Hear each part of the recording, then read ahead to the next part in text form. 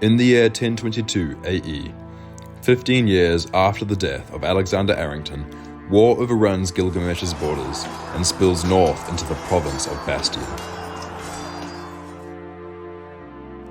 Duke Valentine Arrington from Chestershire heads south with his army to help repel the invasion of the Yuan-Ti, a warmongering snake-like people. The Arrington forces of Mudrock, Earlington, Redwick and Chestershire combine with the forces of Moultron. The Arringtons march south for the border of Bastion, ready for war.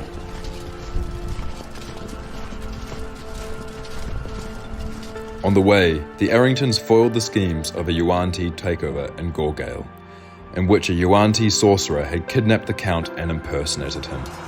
After discovering this ruse, the Arringtons killed the sorcerer and freed Gorgale. Arriving at the edge of Bastion, the Arringtons help reclaim the southernmost city of Southgate, after which they team up with the army of Lemming and Cragfell to bring up the rear guard of the Bastion armies. In Gilgamesh, the Arringtons march south and spot a force of Yuan-Ti entering the never-ending forest. They defeat 13,000 Yuan-Ti in the never-ending forest of Pozabi by stealing the Green Emerald, a magical artifact that is the only way out of the forest.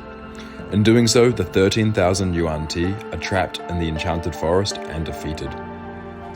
With this massive victory, the Arringtons then head east to Keister, and together with the Iron Legion of the General Ironmonger, lay siege to a Yuan-Ti temple.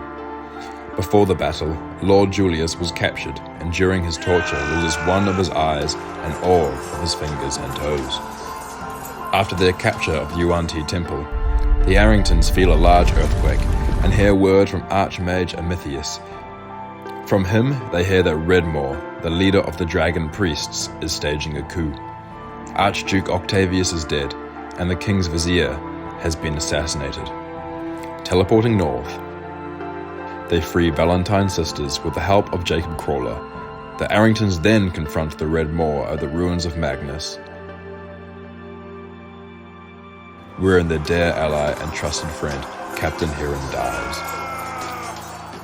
Escaping to the south, the Arringtons then sneak into Saxondale, wherein they discover that the Red Moor is planning to summon a dreadful evil, the five-headed dragon Tiamat.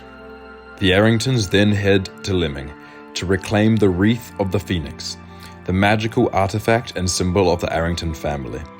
Upon being united with the Wreath, Valentine experiences visions in which he comes to realize the Red Moor as being responsible for his parents' deaths.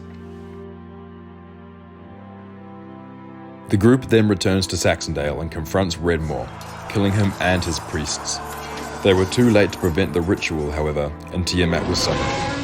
Fighting the five-headed dragon in a desperate battle before she could emerge entirely, the Arringtons slayed the foul dragon and freed Saxondale from certain destruction. A week later, on the 28th of last year, 1022 AE, Valentine Arrington reclaimed the throne of Saxondale and was thus crowned Archduke of Bastion.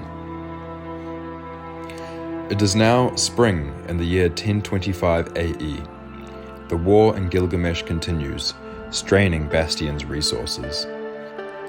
In the north, in Redwick Valley, the war against the hag Alistair has been of little progress. The Frostguard at Fort Frostband have struggled to do little more than repel the frozen legions. And every year it seems the Mountain of Gruz rallies more creatures to its cause. It is here in the spring of 1025 AE that we resume our story in the city of Saxondale, wherein Archduke Valentine continues to rebuild the ruined city after its great earthquake. Little does he know of the storm that brews in Mount Gruz. The Hag of the North is ready for war.